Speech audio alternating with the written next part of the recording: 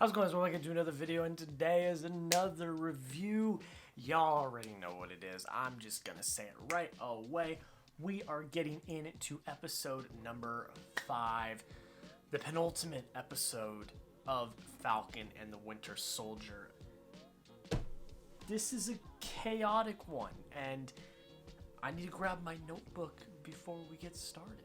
This is a very chaotic episode, and obviously after what happened in episode 4, as we discussed in the last review, a lot was gonna go down, and it did. This was 61 minutes, the longest. I don't think WandaVision was longer than this, so I would go out on a limb and say this was the longest episode of MCU TV we've had so far, and it was jam-packed with stuff. That's really how I can characterize it. It was jam-packed with stuff. And I know that sounds bad, but there was a lot of really good. So we're going to get into it. So I will say one negative is I do think it gets a little convoluted at times. There is a lot going on. They're jumping back and forth between 3 or 4 different arcs, and that can get a little confusing and a little convoluted, but the moments worked. They worked in terms of the overall arcs of those characters. So in the end, I don't knock that too much. I actually liked it for what it was. So I'm going to leave that off to the side. But let's just kind of get into a rundown of the episode. Oh, and spoilers.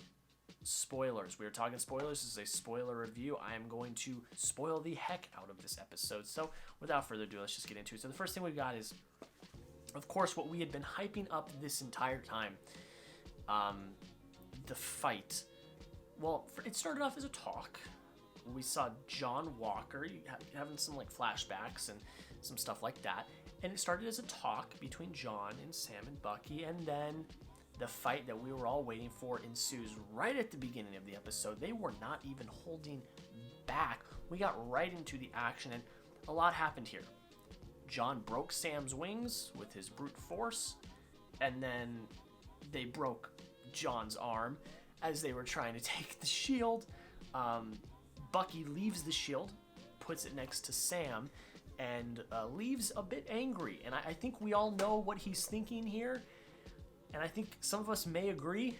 Sam, if you hadn't given up the shield, this might not have happened. And I think Sam feels that as well, and I think he feels the weight of that. And that is really what Sam's arc is throughout this episode, is figuring out what this all means. Is he deserving of the shield? Is he really Captain America? And I think in this one episode alone, we actually get a really nice little mini character arc throughout this episode with Sam. We're going to talk more about that in a little bit, but I really, really enjoyed that. And then next thing we go into, I believe we had a flag smash or something. We had a Torres come in, talk to Sam about what was going on with the flag smashers. Carly is underground. They can't find her anywhere and things like that. Bucky goes off, and we all assume he's going off to go see Zemo, and Falcon leaves, and then we cut to John Walker going to court. I don't know what court it was, Senate hearing, something like that, and we find out that he is getting discharged. He is no longer Captain America. That's all gone. It's done. And everyone's applauding that, I know. This is the beginning of his villain arc, I can tell already, and we'll get into the post-credit scene at the end. There is a post-credit scene if you did not see it.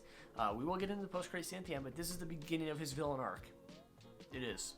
And you could tell in his voice and in his face and the way he was acting that he ain't happy. And I love it. I love it in the fact that I don't want to say that he could be redeemed. I don't really want him to be redeemed. I know that in the end he becomes U.S. agent, but maybe Marvel won't go that way. We thought from the beginning he was going to be U.S. agent. He turned out to be the new Captain America, and everyone didn't like that. But I like his arc so far, and I'm very interested to see how they finish it. We only have one episode left, so I'm very interested to see how they finish this arc. But so far it is very intriguing, and it is continuing to be very intriguing, but he is such an unlikable character. It's just insane. And I still got to figure this out, because I don't know who this character is. Obviously I don't, because I don't know who it is, but Julie Louis-Dreyfus is in the MCU now? That's a thing? Okay, I just want to cut in here because I totally missed the mark on Julie Louis-Dreyfus' character. I just read an article from Vanity Fair that kind of really showed who her character is. And basically who she is, I guess, this character named Madam Hydra, which is like a big villain in the comics. And she was actually supposed to make her first appearance in the Black Widow film, which I guess now we might also get her in the Black Widow film, but I guess she's like a Russian sleeper agent or something like that, and she could be a villain in the MCU for actually a really long time and cause some havoc within governments and, you know, kind of Winter Soldier, Captain America Winter Soldier-esque type havoc. So that's actually really interesting. I wanted to cut in here because I'm going to cut out the part that I talk about her character in the original video because it's dead wrong. So I just wanted to cut in. Let's get back to the regular review, and thank you for watching. The next thing we cut to is Bucky visiting Zemo. They have a little conversation at the memorial in Sokovia, and you know, we see the scenes that we saw in the trailer with Bucky dropping the bullets on the ground and things like that. And we think Bucky's gonna do something, and he doesn't, because the Dora Milaje show up once again and take him there, taking him to the raft this time, which is that prison in the middle of the ocean that Team Cap was hung up in during Civil War. So that is the end of Zemo's arc for this story. Will he be back? It's up to interpretation. We'll see. I mean, I love Zemo as a character. I think it's just absolutely fantastic. And then we get into probably one of my favorite scenes of this episode, and the most emotional scene, because it gets really real, and that is everyone was talking about Isaiah Bradley. They want Isaiah Bradley back. Are we going to get more Isaiah Bradley? And we did. Sam goes to visit Isaiah Bradley, get some more answers, talk about the legacy of the Shield, talk about what it's like to be black in America. And I'm not the right person to talk about that, but I am someone that supports and knows that there is a problem and knows that more should be done. And that is something, you know, that really shines through in this series and in this scene in particular, where we learn Isaiah's backstory. You know, he pulled a Steve Rogers during it. I would believe it's the Vietnam War, but I'm not 100%, so don't quote me on that. But he pulls a Steve Rogers and goes and breaks out a bunch of POWs out of a prison camp. And instead of becoming the next Captain America, he is thrown in jail, probed, prodded, and he doesn't even get to communicate with his wife, who ends up passing away while he's in jail. And this is the key moment in this whole arc. One of the key moments in this whole arc for Sam, trying to decide if he's going to be Cap. What does this all mean? Is he deserving? And this quote that Isaiah says, and I literally wrote it down verbatim, really impacted me, at least, because it's just it just echoes to real world life today. And I think it's wrong. I don't think that should be the way that the world is, but it is. And I'm not gonna get into more about that, but sometimes I don't like to look at the news and what's going on in the world, because it makes me sad. It really does. So the line that Isaiah says is, they will never let a black man be Captain America. And then he goes on to say, and no black man should want to be. That last part was paraphrased. I didn't say that word for word, but this was a very impactful moment, not just for Sam, but for the audience, because they really are, you know, slapping the audience in the face, especially the audience that's in the United States, because it's very poignant to today. And I really like this scene. I think the actor that plays Isaiah Bradley is fantastic. I think Anthony Mackie gives some really great acting in this scene as well. And it's just fantastic. And it's a very heartbreaking, emotional scene to just learn about Isaiah's backstory and just get more of what happened to him and why he was not treated the way he was deserved. He's a hero. He should be treated like one. But now his records are wiped. Everyone thinks he's dead, and he's hiding out because he can't come out of hiding. And it's just, it's just heartbreaking. But we will move on. We will move on. Get back to Louisiana. Anthony Mackie, Sam comes home, and they just start trying to fix that dang boat. And Bucky shows up. He asks the Dora Milaje for one more favor, and it was something we'll talk about a little bit later. But he was dropping it off, and then we get a Bucky and Sam boat fixing montage, which I didn't know I needed, but I did, and I enjoyed it. Absolutely fantastic. Cut to Walker visiting Lamar Hoskins' family. Very emotional. But man, John, he's going through some stuff. But he made a mistake. I mean, he's lying about what happened, and he's trying to make himself feel better, but he knows he did wrong. And see, that's the thing, is John Walker's a very complex character. He's got a lot of conflicting feelings, and he tries to do the right thing, and no matter how much he tries, he makes wrong decisions. But he is holding himself to such a high pedestal that he is going to great lengths to try to cover up those misdeeds, like lying about who killed Lamar Hoskins, which is what he did. Then we get a short little cutscene of Sharon Carter, and is this power broker confirmed?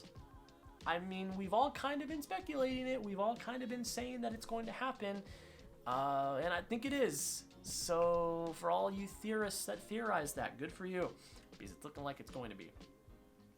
Then we get my favorite scene of the episode. The Isaiah Bradley scene packed a punch. It hit hard. But this is my favorite scene of the episode. This is it right here.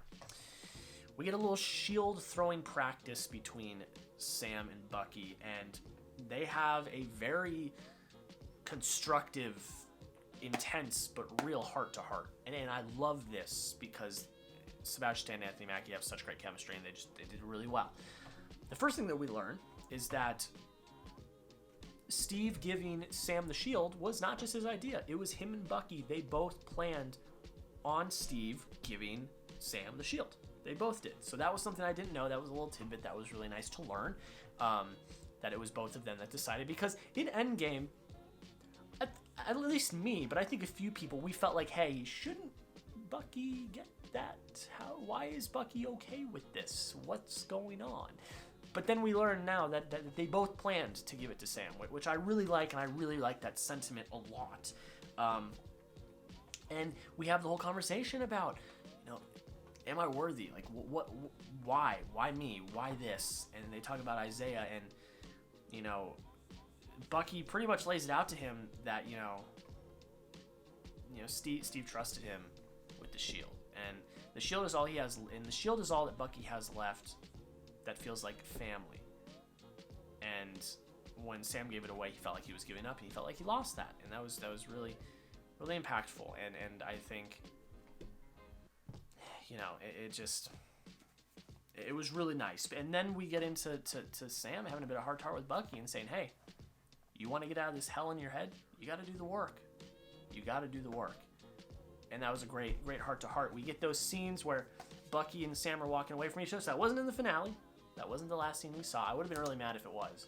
I thought it would be, but I would have been mad because I'm like, okay, that's it. But no, that was not it.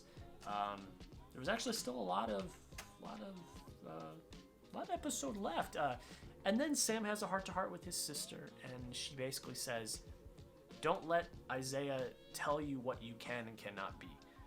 You be what you want to be. You be what you think you should be. And then we get the montage we've been waiting for. Sam is Cap.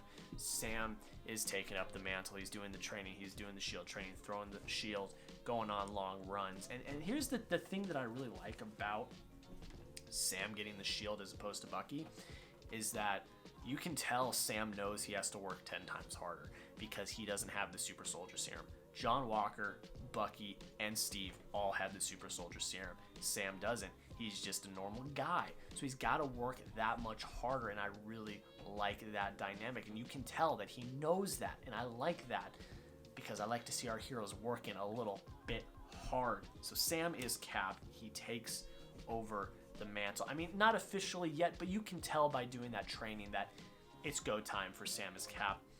Flag Smashers, we see them they're in New York now. They're going to attack the Global Repatriation something, whatever it is, the GRC. and they team up with Barak, the GSP, the UFC fighter or the MMA fighter, because he wants to kill Falcon. So that's interesting. And then we get the Flag Smashers start the attack. We saw some of those scenes in one of the more recent trailers. That was all. It just started. We didn't get any more of that. And then Sam opens up the case, which we know is going to be the new Captain America / Falcon suit. But we don't get to see it. They leave us on that cliffhanger. Oh, you dirty dogs. They leave us on that cliffhanger. I wanted to see that suit, but we're going to get it next episode. I am so excited. And that is how the episode ends. And then we get a post-credit scene where we see John Walker making his own shield. So we saw the glitter glue little plastic looking art project of a shield in one of the last trailers, because it literally is, because John is making his own shield. So I'm very interested to see. I don't think it's going to hold as much impact. It's not going to be as good because it's not vibranium. It doesn't have the special qualities. He's making it out of like steel or something, and I don't think that's going to work out well for him. But let me know down below in the comments, what do you think of this episode? I'll give just my general thoughts. I really liked it. I love the character development. This is a character-driven episode, and I really enjoyed that. And not only is it a character-driven episode, but we finally get to see Sam really get the limelight. That's kind of one of the biggest critiques that people have been giving this show, is that Sam's been kind of pushed to the back, which I can kind of see, and I was not a fan of either. But this episode is really Sam's episode. It's his coming out party as Captain America, and I'm very happy that we got this one. We did, because it was much needed. There's great moments in here with some amazing heart, great performances, and we got a little bit of action too. So I'm really looking forward to this finale. I'm really looking forward to seeing how they tie some of this stuff up, because I really do think they tied some stuff up in this episode, which was very important, because what they didn't do in WandaVision, and I know I don't like to compare the two, but I got to a little bit. What they didn't do in WandaVision was tie anything up before the finale. They had to tie it up in the finale, and it felt rushed.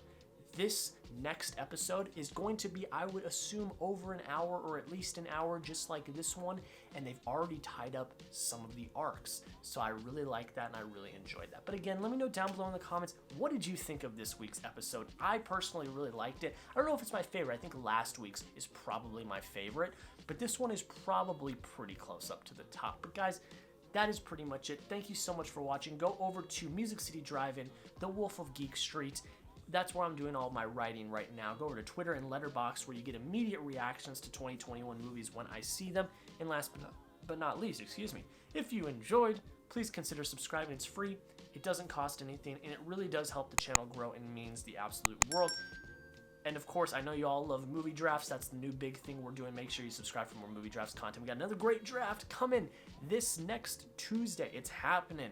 Get ready, get excited. We got another great one coming out for you guys. But guys, that is pretty much it. Thank you so much for watching. Have a great rest of your day. We'll see you in the next episode.